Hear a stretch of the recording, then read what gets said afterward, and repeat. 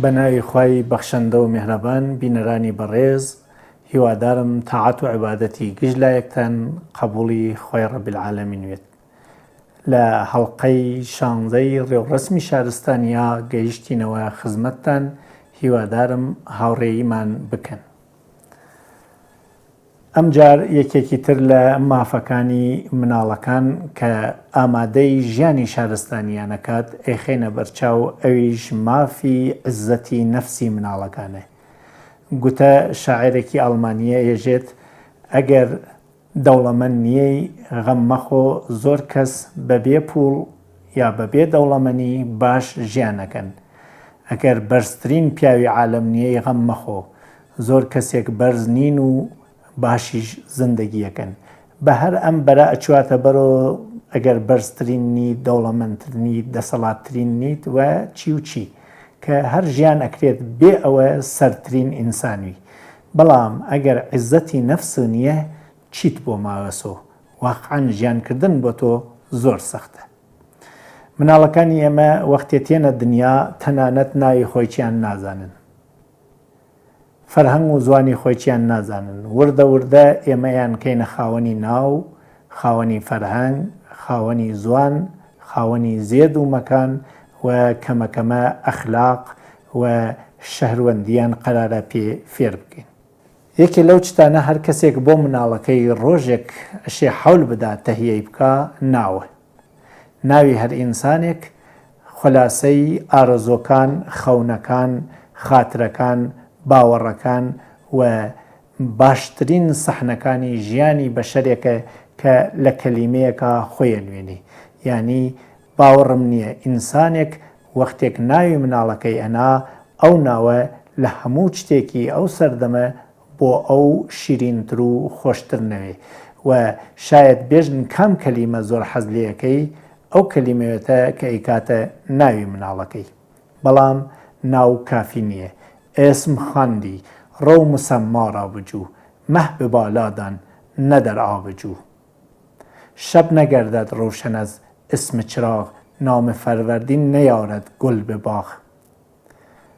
مەولەنا ئەم شارانە ئەفەرمێ ئیسمت وت کافی نییە، بچۆ مسەمایەکە ئیسمەکە پڕ ئەکاتۆ بێری. ئەگەر 1000 جار بێژی فەروەردین یا بە زوانی کوردی خۆمان بێژین، 1000 جار بێژی خاکە لێوە گوڵ دەرنایەت. 1000 جار بێژی سەدان گڵۆپی ڕۆشن تاریکی لا ناچوات. دەبێ گڵۆپێک دابرسێنی یا دەبێ سەبر بێت، خاکە لێوە لە ڕێوە بێت و گوڵان بە دوایە جەهان پڕکا لە گوڵ. ئەگەر گەرەکتە عزەتی نەفسی مناڵەکە باروەەر بکەی، ناکرێت بە ناوێکی خاڵی عزەتی بدەیتێ. ئەبێ هەڵ بدەی بزانی عزەتی نەفس چییە و چۆن باروەرەکری. دەروون ناسێ لێژن عزەتی نەفس دوو بەشە. یەکێک حورمەتی نەفسە، یعنی قیمەتێکە ئینسان بۆ خۆی دای ئەنا، و یەکێکچیان ئێعتماد بنەفسە، یعنی بڕوایەکە ئینسان بە زانینەکان و تواناکانی خۆی هەسی. حورمەتی نەفس لە چاوی دایک و باوکۆ ئینسان بۆ خۆی دایەنا. کاتێکە ماقۆڵ ناوی ئەنەن، کاتێکە باش بانگی ئەەکەن، کاتێکە خزمەتی پێەکەن، کاتێکە ڕێزی لێگرن، کاتێکە لە بەرچاوی کەسا تەحقیری ناکەن، بچووکی ناکەنەوە، وردی ناکەن، نایشکێنن، کاتێکە بەشداری ئەەکەن لە نەزەردایینا بۆ کڕینی ماڵ، کڕینی لیباس، کاتێکە بێتاقەتیەکانی ئەو گرنگی هەست بۆیان، کاتێکە خۆشەویستیەکانی ئەو تەوەجوو پێەکەن، کاتێکە ئەو نەخۆشە جێی نایەڵن، کاتێکە یارمەتی ئەوێ وان لە پشتی، و کاتێکە کایە ئەکات تەکیا کایە ئەکەن.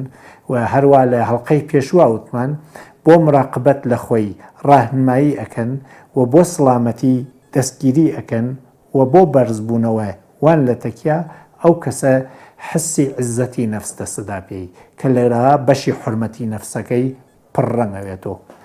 حورمەتی نەفس یعنی قیمەتێکە بۆ خۆمانی دائەنین. ئێمە چەندێک ئەژین، هەر کەسێک قیمەتێک بۆ خۆی ێژێ. من وا ئەزانم ئینسانی سالم تەنیا چاوێکی بە جیهان نادات.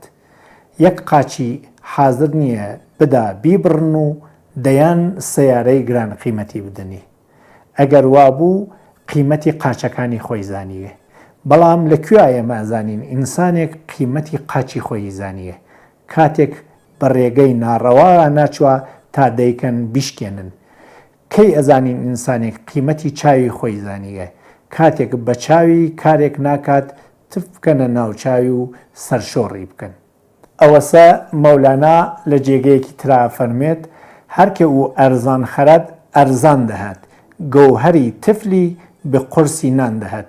مناڵێکە باوکو دایکی سووک و خەفیفە ڕوانن پیا و بێقیمەت ناوی ئەوەن و بێقیمەت تماشای ئەکەن و هەمیشە تەکی مناڵی دەرا و سێغا هەڵیانە کێشنە مقایسە و ئەم بە بچووک ناو ئەوەن و ئەو بەرز ئەکەن و لە مقایسە هەمیشە سەرزەنشتی ئەمەکەن خۆی بە کەم تێتە بەرچاو و بە کەمترین قیمەت خۆی ئەفرۆشێ. ئەم مناڵانە چون بۆ خۆیان ئەرزش قاعل نین خۆیان بە بچووکەزانن حازرن کارە بچووکەکان بکەن چون وا نازانن خەساریان کردێ چون هەرکێ شتێکی گرانی بێ و بیدا بە هەرزان خەسارەکە کەسێکە هەرزانی بێ و هەرزان بیدا ئەحساسی خەسار ناکە. بۆیە وەکو مافێک لەسەر باوکودایکە حەقی مناڵ کە حرمەتی لێ بنن حتا ئەگەر مناڵەکە نەزانە ناتەوانە کەم جوسەس کەم ئەندامە نەخوێنەوارە هەرچێک هەست حرمەتی مەشکێنن تا بۆ کاری بێحرمەتی ئامادەگی پێیان نەکات. بەشی دووەمی عزەتی نەفس ئێعتماد بنەفسە. ئێعتماد بنەفس ڕیشەی وا لە زانینەکانە چی ئەتوانێت چی ئەزانێت کام مەهارەتیە کام توانایی هەیە کام منبعی اقتصادی عەقلی علمی فەرهەنگی لە تواناکانی ئەم پشتگیری و یارمەتیەکات کە ئەگەر ئەو شتانە شخص بیزانێ و ئەو مەهارەتانەوە کەسبی ئەکات بتوانێ بەکاری بێنێ ئێعتمادی بەخۆی ئەچواتە سەرۆ. کەسێکە ئێعتمادی بەخۆی چووە سەرۆ جورئەتی ئەقدامی هەست هاتنەبەرەوەی هەست ئزهاری نەزەری هەست هاوکاری و مشارکەتیە و زۆر کاتیش جورئەتی ئەویە هەست ئەگەر داوایەکی ناڕەوای لێ بکەن بێژێ نا من ئەو کارە ناکەم. عزەتی نەفس باعسەوێت زۆرێ لە مناڵەکانی ئێمە لە زۆرێ لە خەتەرەکان وا لە ڕێیانە و ئەبێ خۆیانی لێ مراقبەت بکەن بتوانن مراقبەت بکەن. بۆ نمونە مراقبەت لە خۆیان لە مقابڵی مادە هۆشبەرەکانە. زۆرێ لە جەلەسەکانی شادی و تەفریح ئەمڕۆ وای لێ هاتووە گەنجەکان و یەکۆ کۆون و جەژنێکردن هێندێ لە گەنجەکان کە بێ تەجروبەن نەزانن مادە هۆشبەرێک عادەتێکی گەن ڕفتارێکی گەن دێنن و داوەتەکەن لە هاوڕێکانیان بەشداری تیا بکەن. کەسانێکە عزەتی نەفسیان نییە یا زانین و تواناییان نییە ڕەنگە لەویانەوە بە ئاسانی تەسلیم بوون تووشی گرفت بوون و دوایی بە ئاسانی نەجاتیان ممکن نەوێت. ئەوە عزەتی نەفسە لەویانەوە جورئەتەدا بە شەخصێک لە مقابڵی کەسێکا کە داوایەکی ناڕەوای لێ هەیە بە قدرەت بە قاتعیەت بە جورئەت و بێژێ نا بەشداری ناکەم بە پێچەوانەی چوو. زۆر کات ممکنە بۆ کارێکی باش جورئەتمان گەرەکوێت دەست بدەین لەبەر و بێژین هێمە هاوبەشی ئەەکەین هاوبەشی لە خەباتێکە هاوبەشی لە NGOیەکە بۆ یارمەتی هەژاران مشارکت لە کارێکی خێرا بۆ گەشە و ڕشتی ئیجتیماع جورئەتی گەرەکە و کەسێکە عزەتی نەفسی نەوێت ڕەنگە نەتوانێ واردی ئەو کێبەرکێ و مسابقە بێت. ئەرکی سەرشانی باوکو دایک و نێزیکانی ئێمە و خۆمانە بۆ مناڵەکانمان و بۆ خۆمان کە شرایطێک فراهەم بکەین زۆرتر یاوبرین و تەکی کەسانێکە ژیان بکەین کە ڕێزمان لێبورن و ڕێزیان لێبورین کە بە ڕێزگرتن لە خۆمان و لە ئەوان و بە ڕەواکردنی مافە ڕەواکانمان احترامی متەقابڵ حقوقی متەقابڵ دروستەوێت کە هەردوویان تەغزیەی حرمەتی نەفسی ئێمە ئەکەن پایەی ئەسڵی عزەتی نەفسە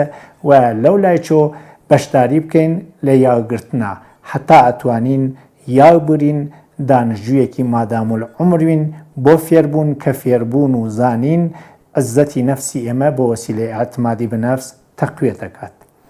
وابوو عزەتی نەفس ئەبێت بەهۆی ئەوە لە ئیجتیماع حزورێکی مەدەنی باشترمان بێ و جامعەیەکە پشتگیری بکات لە عزەتی نەفسی شاروەندەکانی بە ئارامشی خاترۆ یارمەتی کار و هاوکاری یەکترین بۆ گەشەی وڵاتەکەیان.